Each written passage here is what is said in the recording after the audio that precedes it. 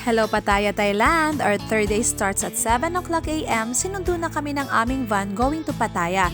And 2 hours ang biyahe namin pala dito. The first destination for the day is Khao Chi Chan, the Laser Buddha, at wala palang entrance fee dito.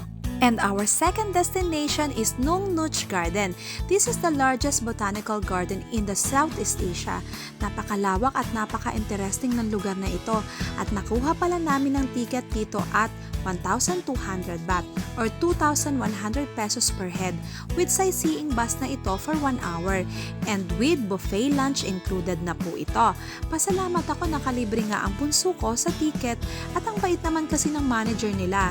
And ang tip ko sa inyo, isama nyo ang buffet lunch, super duper as in grabe, masarap at napakadaming pagkain, hindi kayo magsisisi. Nalugi nga sila sa amin kasi nakatatlong balik kami sa buffet table nila. At nga pala, may additional gastos nga pala ako dito. Gumastos ako ng 350 pesos para sa picture sa parrot at 88 pesos para sa picture sa elephant. Meron nga din pala ako nagastos na 350 pesos para sa picture frame na iniaalok nila after na magpa-picture sa mga elephant. Nga pala, ang van transfer namin dito is 4,000 baht or 7,100 pesos. Dinivide lang natin ito kaya nasa 636 pesos lang per head ang gastos. And our third destination is Gems Gallery.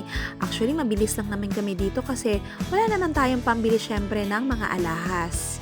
And our last destination is Sanctuary of Truth. And ang ticket natin dito ay nakuha ko ng 450 baht or 788 pesos per person. At nalibre na naman po ang ticket ng aking bunso. At alam nyo ba ang Sanctuary of Truth, it is a religious monument in Pattaya. Ang gawa ito sa purong kahoy. At san ka pa? Paano nila nagawa ito na walang pako? So, amazing talaga. Kinamitan lang daw ito ng traditional method na nagdudugtong-dugtong sa kahoy. And after that, balik na po tayo sa Bangkok at nagpapaba kami sa night market. At nakagastos nga pala ako ng 1,000 pesos. At ito pag uwi namin, sumakay nga pala kami sa tuktok at 618 pesos ang binayad ko. Pero ayaw ko mag-recommend, sobrang bilis mag-drive ng mga Thailander, nakakatakot.